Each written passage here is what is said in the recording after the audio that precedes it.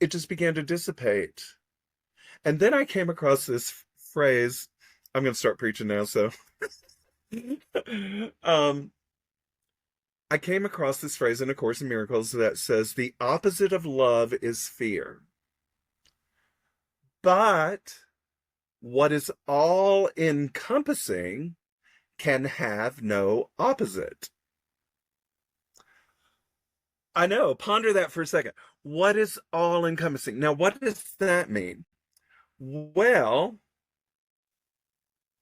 perhaps it means, this is where I came to, that love itself is so strong that it can handle my fear. And then I realized, oh, I was just being afraid of my feelings. Yeah. Yeah. And from my perspective, our feelings are super important. They tell us things, you know. Yeah. Yeah. Yeah. So in that experience, I've been really, I even wrote a song about it. It's the first one I'm going to release. It was like, it's called Did You Know? But the chorus is love is all encompassing. So it's like, wow, the power of love. We say love is powerful, but do we really even know how powerful it is? Because most of the time we talk about love, we're talking about a relationship between, oh, I love you, Eshin, I love you so much. And I do. But, that's how we talk about love. I'm Yeah. in love or this love or that or whatever. But what about the bigger picture? What if love is the very reason why we're all here and having these experiences, you know? Yeah. So for me, that was really mind blowing. Yeah, and which is interesting because like I've always struggled with that term, Mm, love, in the sense of like I know there are different kinds of love. Like there's right. the love that you have for your mom, and the love you have for your siblings, and the Mhm. love that you have like for that first time that you have ice cream on that really hot Yes. summer day, right? Like Yeah. Yeah. there are like different kinds of love, and sometimes like when I think about the relationships that I have been in the sense of like I knew that I loved those guys, Yeah. and I believe that they love me too, but like the fear of maintaining that, Hmm.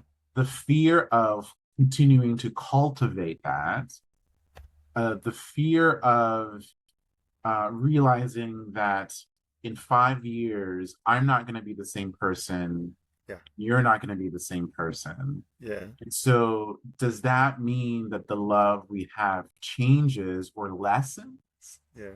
And I think I've I've struggled with this place of love is really about a commitment to the other person or commitment to the situation, right? Like, because you love what you do, Yeah. Yeah. and I'm assuming that it's changed over the years Oh from yeah. how Definitely. you've developed, and the same thing sort of like how I've developed my sort of like my personal practice as well Hmm. as sort of like my professional practice. Right. But this idea that it's constantly changing, but you have to have, as you would say in your last set in your last in your own personal segment, is that you have to have faith. Yeah. You have to have faith, like it's going to work out, Yeah. and if it isn't, then something is going to give you a sign, and Yeah. you just have to sort of pay attention to Yeah. I have to pay attention to that Yeah. Yeah. Yeah. because I tend to sort of move through the world very sort of like zombie like. Yeah. Yeah. Yeah. Yeah. Yeah. It's a deep investigation. I just keep coming back to that. It's a life for me now. The way I see it is a deep investigation into who am I authentically? Who am I really? You know, in an authentic way, and what is the path before me, you know? And for me, I see love in that way as, again, what is all encompassing, what holds everything. And the individual love that I feel for you or for someone else or for Glenn or whatever like that, that is totally beautiful and valid and all of those things, but it's something that comes and goes, arises and falls, you Right. know? Right. And there's a deeper permanent, dare I say, experience of love that one can have. And for that, one again needs to go inward in some way and make time to do that. That's where I think a commitment is made, or you take the when we were talking about taking responsibility. So I take responsibility for my own personal understanding of my own authenticity and the path that I am to walk. How do I do that? By listening. Not listening to the world, but listening in a deep way. So, yeah, for me, that's the love that holds everything when you're listening for that. Because there is an inner voice, Glenn used to say, the voice that likes you. There is an inner voice that likes you, loves you, but likes you, the word like, we give ourselves so much self-talk about, oh, fuck, I did that wrong. I'm sorry, I'm cursing. I was just like, bleep. But anyway, I did that wrong. I did that wrong. Oh, I made this mistake. I made this, like, so self-criticism, right? So our talk, most of the time I find with people is about self-criticism, Yeah, yeah. And we don't give enough space to actually, and to hear that voice that really does like us, Yeah. And it is there. It is there.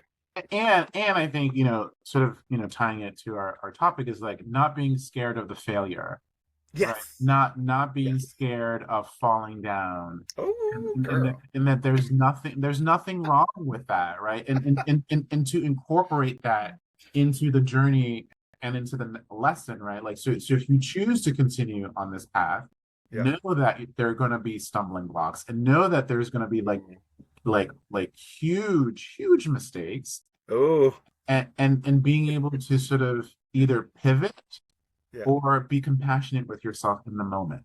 Right? Because it's not a matter of just like sucking it up. No. And like, pull yourself by your bootstraps, right? It's really like, I need to be kind with myself right now. Yes. I could tell you so many stories of like epic failures that I've done, and it's part of the journey, Yeah. I'm really compassionate with myself about those things now. And I still make mistakes. I say stupid things sometimes, like whatever. We all do, but I used to be so like, oh my God, what did I say? Do I need to go apologize to that person? And 9 times out of 10, when I try to go hunt that person down and apologize for what I said, they're like, "What are you talking about?" They didn't even hear it. I struggle with that all the time. Isn't that funny? Oh God. So I like these moments of self-discovery when we, just kind of realize what's going on and we bring it forward instead of trying to push it down. So sort of winding down, because if you're still open to doing a song. But before we do that, like, so sort of changing the language of pulling yourself by your bootstraps, right? So I think it's a matter of feeling more resilient. Like, I'm going to be resilient in this particular situation, right? And then like, this is a lesson to be learned, right? Being less dismissive of the things that you have accomplished compared to the things that you feel like you didn't accomplish, Mhm. right? Yeah. Like being mindful, like, I have a really good work ethic here, Yeah. right? Like this Mhm. thing didn't work out, or I didn't do so well as far as I thought I did. So saying to yourself, I have a good work ethic, right? Yeah. Yeah. And Yeah. then making space for to forgive yourself, uh, uh, make their own way, like realizing that the journey that you're on is yours, and you can't compare it to other people, because it's the Right. comparison that I think is the pitfall, is that Oh, oh, like their success, why am I not successful right yeah. now? And so not Hmm. doing that comparison, Right. um and understanding that you taking the initiative is part of your belief system, depending on whatever it is. And I'm really talking about folks really doing things that are in alignment, sort of Yes. going Yes. like.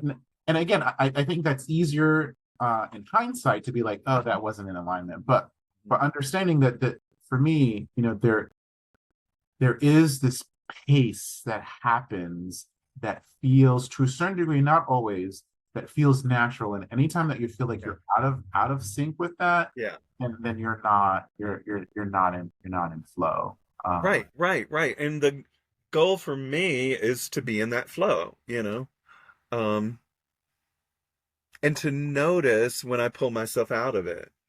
That's Right. the thing that I think is really, which I think you just alluded to, was like being able to, oh, I'm doing this now. That's a story. I don't, that's not even true.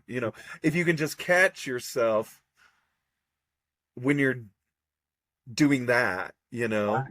and back off from that. Oh, comparing has been a big thing for me too. So, oh my God, that person is, so successful. And then, jealousy arises and blah, blah, blah. And then now I'm like, oh,